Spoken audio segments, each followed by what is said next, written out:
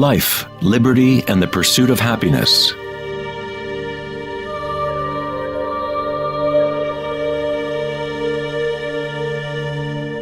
We live our lives pursuing happiness out there, as if it is a commodity. We have become slaves to our own desires and craving.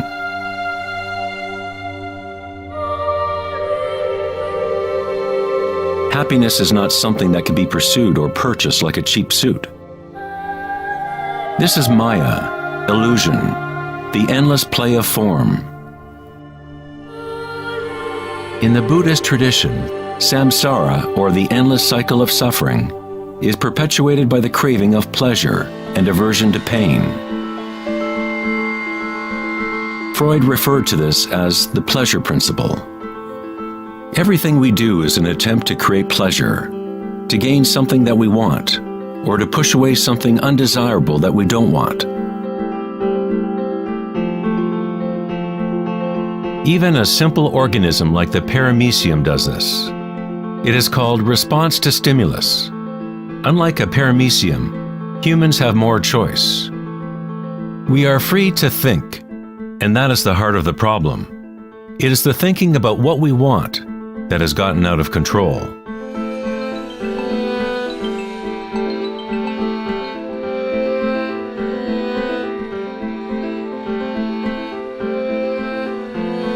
Safety systems armed. 10, 9, 8, 7, 6, 5, 4, 3, 2, 1, 0, and liftoff of Endeavour, going where East and West do meet at the International Space Station.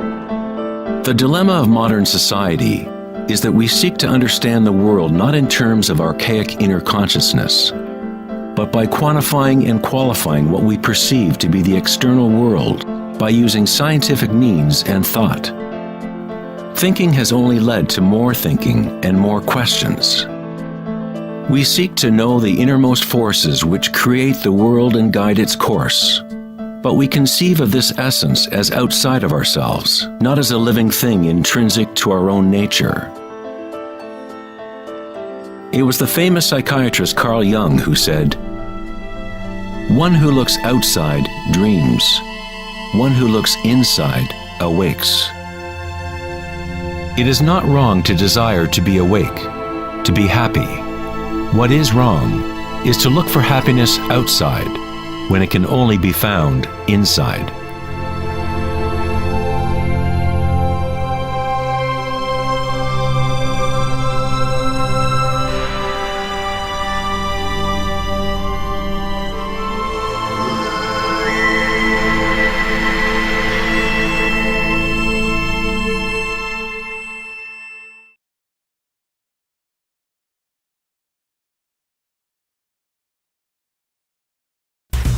On August 4th, 2010, at the Techonomy Conference in Lake Tahoe, California, Eric Schmidt, CEO of Google, mentioned an astounding statistic. Every 2 days now, we create as much information as we did from the dawn of civilization up until 2003, according to Schmidt. That's something like 5 exabytes of data. Never in human history has there been so much thinking, and never has there been so much turmoil on the planet.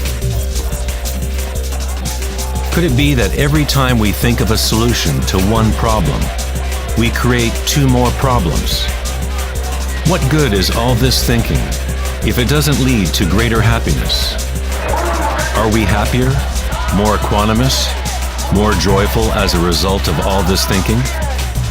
Or does it isolate us, disconnect us from a deeper and more meaningful experience of life?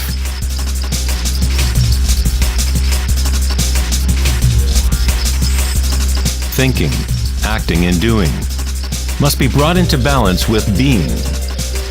After all, we are human beings, not human doings.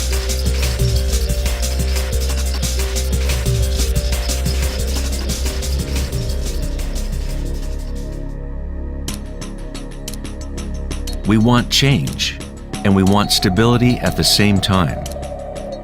Our hearts have become disconnected from the spiral of life, the law of change, as our thinking minds drive us towards stability, security, and pacification of the senses. With a morbid fascination, we watch killings, tsunamis, earthquakes, and wars. We constantly try to occupy our mind, fill it with information. TV shows streaming from every conceivable device, games and puzzles, text messaging, and every possible trivial thing.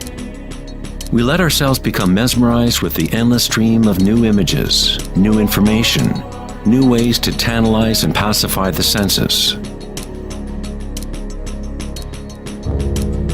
At times of quiet inner reflection, our hearts may tell us that there is more to life than our present reality, that we live in a world of hungry ghosts, endlessly craving, and never satisfied.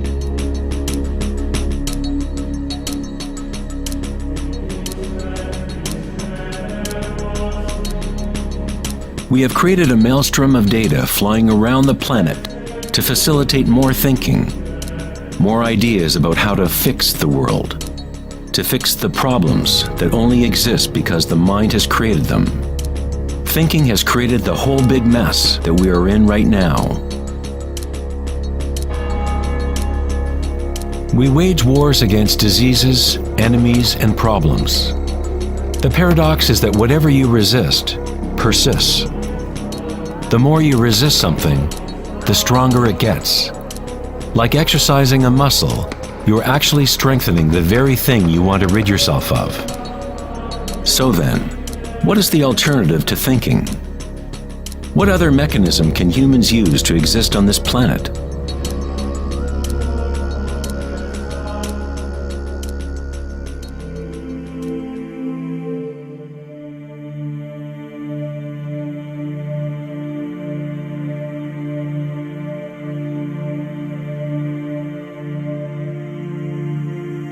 While Western culture in recent centuries has focused on exploring the physical by using thought and analysis, other ancient cultures have developed equally sophisticated technologies for exploring inner space. It is the loss of the connection to our inner worlds that has created imbalance on our planet. The ancient tenet, know thyself, has been replaced with a desire to know and experience the outer world of form. Answering the question, who am I, is not simply a matter of describing what is on your business card.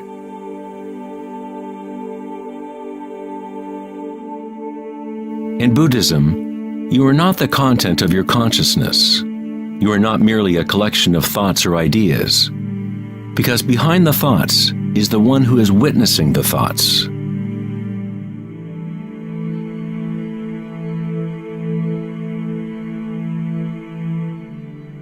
The imperative know thyself is a Zen koan, an unanswerable riddle.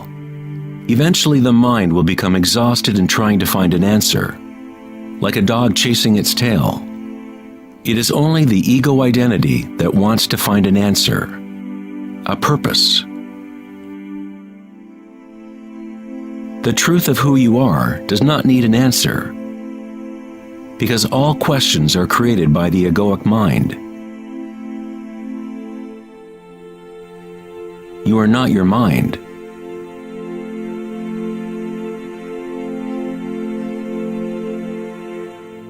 The truth lies not in more answers, but in less questions.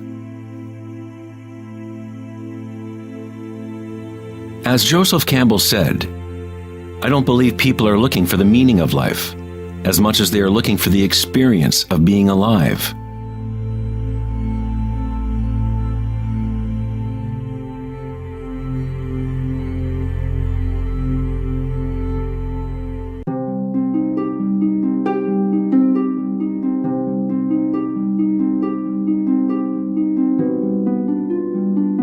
When the Buddha was asked, "What are you?" he said simply, "I am awake." What does this mean, to be awake?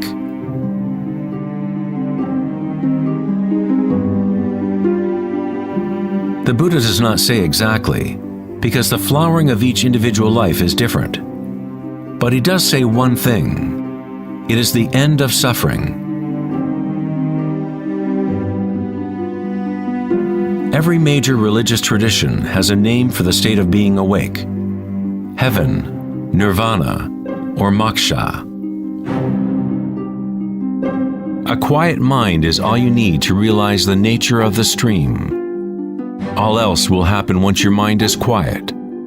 In that stillness, inner energies wake up and work without effort on your part. As the Taoists say, Qi follows consciousness.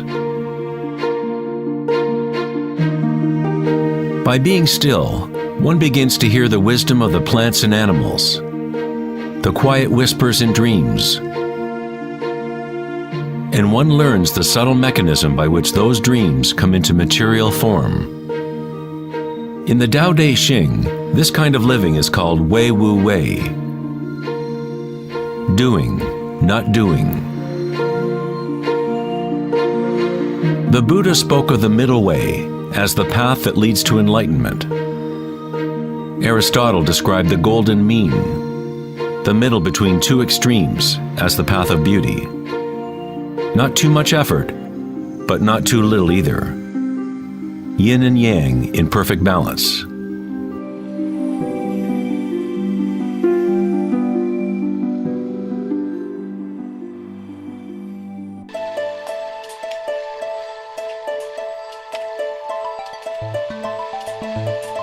Vedanta's notion of Maya, or illusion, is that we do not experience the environment itself, but rather a projection of it, created by thoughts. Of course, your thoughts let you experience the vibratory world in a certain way, but our inner equanimity need not be contingent on external happenings.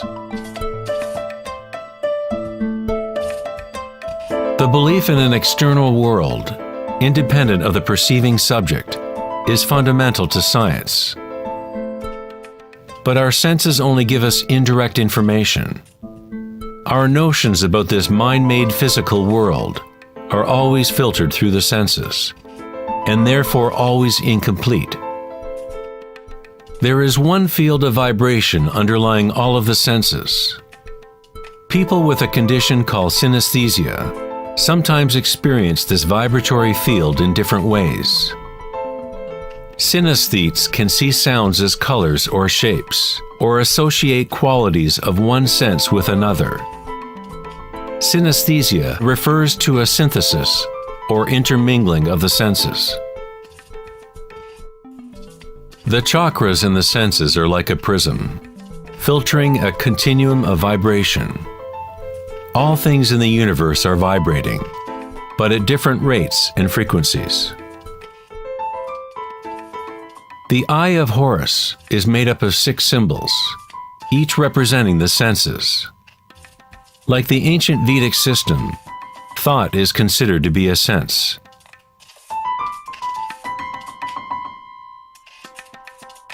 Thoughts are received simultaneously as sensations are experienced on the body. They arise from the same vibratory source. Thinking is simply a tool, one of 6 senses. But we have elevated it to such a high status that we identify ourselves with our thoughts. The fact that we do not recognize thinking as one of the 6 senses is very significant. We are so immersed in thought that trying to explain thought as a sense is like telling a fish about water. Water? What water?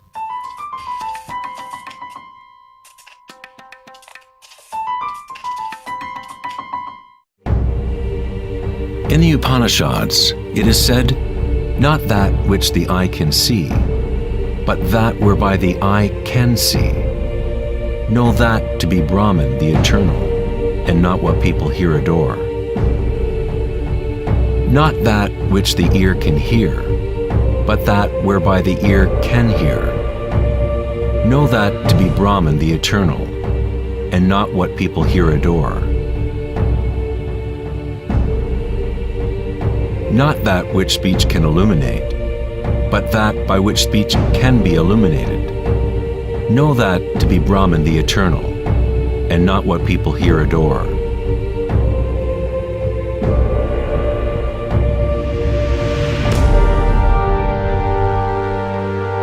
Not that which the mind can think, but that whereby the mind can think. Know that to be Brahman the eternal, and not what people here adore.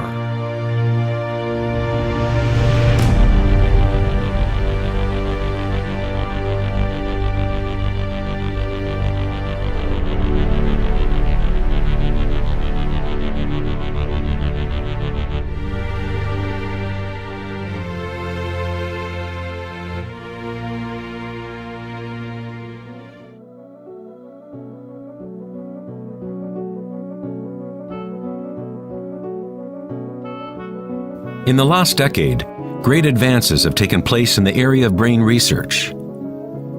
Scientists have discovered neuroplasticity, a term which conveys the idea that the physical wiring of the brain changes according to the thoughts moving through it. As Canadian psychologist Donald Hebb put it, neurons that fire together, wire together.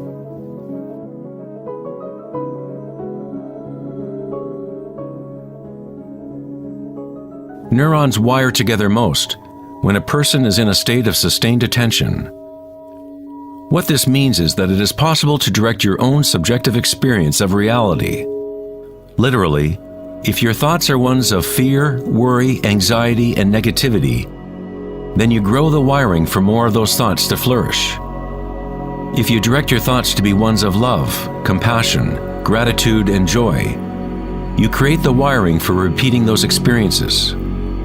But how do we do that if we are surrounded by violence and suffering? Isn't this some kind of delusion or wishful thinking? Neuroplasticity is not the same as the New Age notion that you create your reality by positive thinking. It is actually the same thing that the Buddha taught 2,500 years ago. Vipassana meditation, or insight meditation, could be described as self-directed neuroplasticity. You accept your reality exactly as it is, as it actually is. But you experience it at the root level of sensation, at the vibratory or energetic level, without the prejudice or influence of thought, through sustained attention at the root level of consciousness. The wiring for an entirely different perception of reality is created.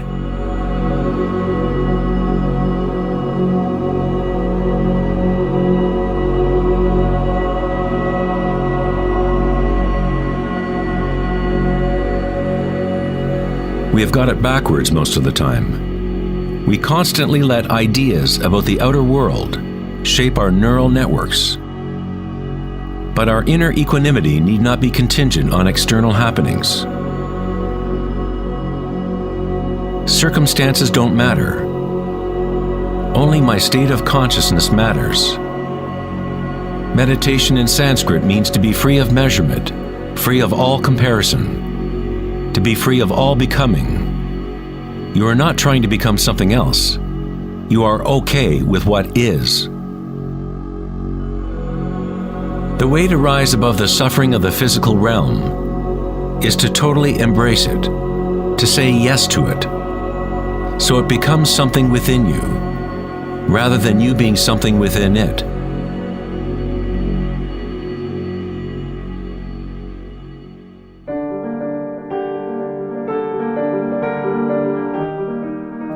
How does one live in such a way that consciousness is no longer in conflict with its content?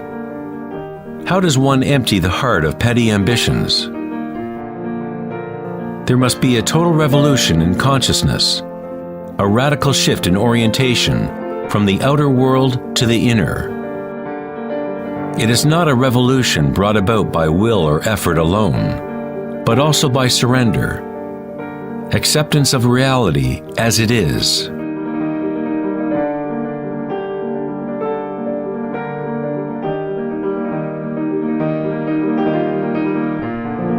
The image of Christ's open heart powerfully conveys the idea that one must open to all pain. One must accept all if one is to remain open to the evolutionary source. This doesn't mean you become a masochist. You don't look for pain. But when pain comes, which it inevitably does, you simply accept reality as it is, instead of craving some other reality.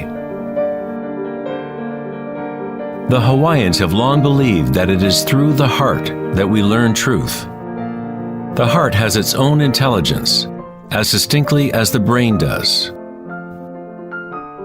The Egyptians believed that the heart, not the brain, was the source of human wisdom.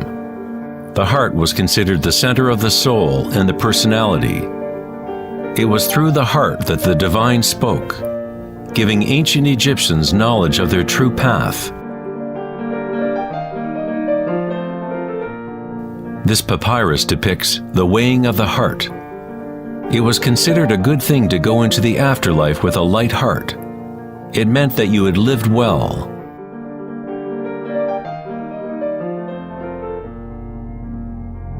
One universal or archetypal stage that people experience in the process of awakening the heart center is the experience of one's own energy as the energy of the universe.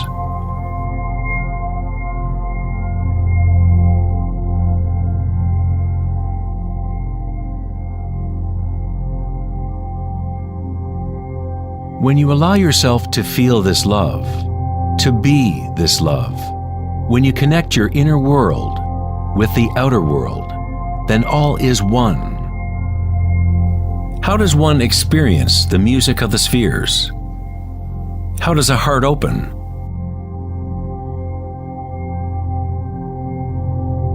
Sri Ramana Maharshi said, "God dwells in you, as you, and you don't have to do anything to be God realized or self-realized. It is already your true and natural state. Just drop all seeking, turn your attention inward, and sacrifice your mind to the one self, radiating in the heart of your very being. For this to be your own presently lived experience, self-inquiry is the one direct and immediate way.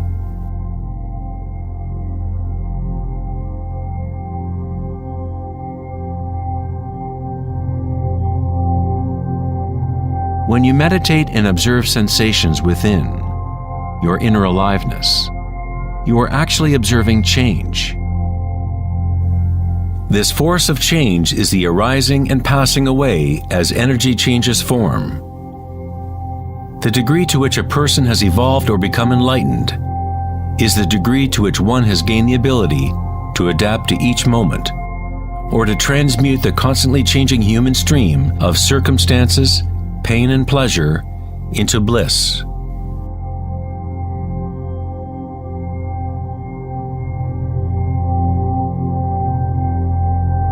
Leo Tolstoy, author of War and Peace, said, "Everyone thinks of changing the world, but no one thinks of changing him or herself."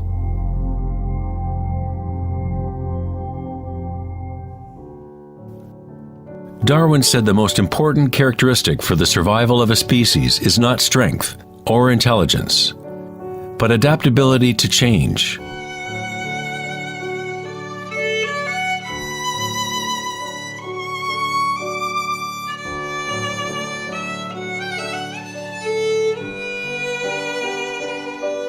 One must become adept at adapting.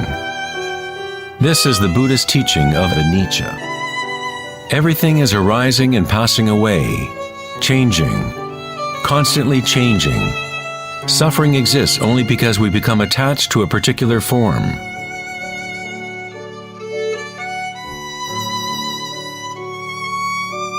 When you connect to the witnessing part of yourself with the understanding of anicca, bliss arises in the heart.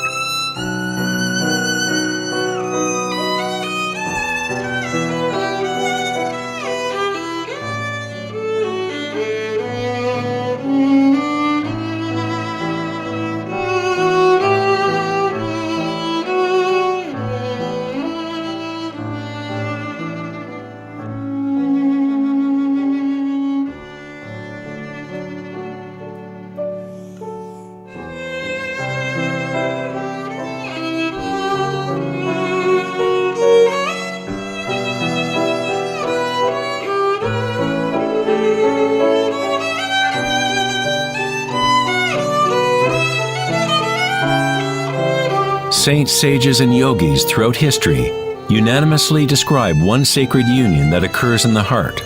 Whether it is the writings of St. John of the Cross, Rumi's poetry, or the tantric teachings of India, all of these different teachings try to express the subtle mystery of the heart. In the heart is the union of Shiva and Shakti, masculine penetration into the spiral of life, and feminine surrender to change, witnessing and unconditional acceptance of all that is. In order to open your heart, you must open yourself to change. To live in the seemingly solid world, dance with it, engage with it, live fully, love fully, but yet know that it is impermanent, and that ultimately all forms dissolve and change. Bliss is the energy that responds to stillness. It comes from emptying consciousness of all content. The content of this bliss energy born of stillness is consciousness, a new consciousness of the heart, a consciousness that is connected to all that is.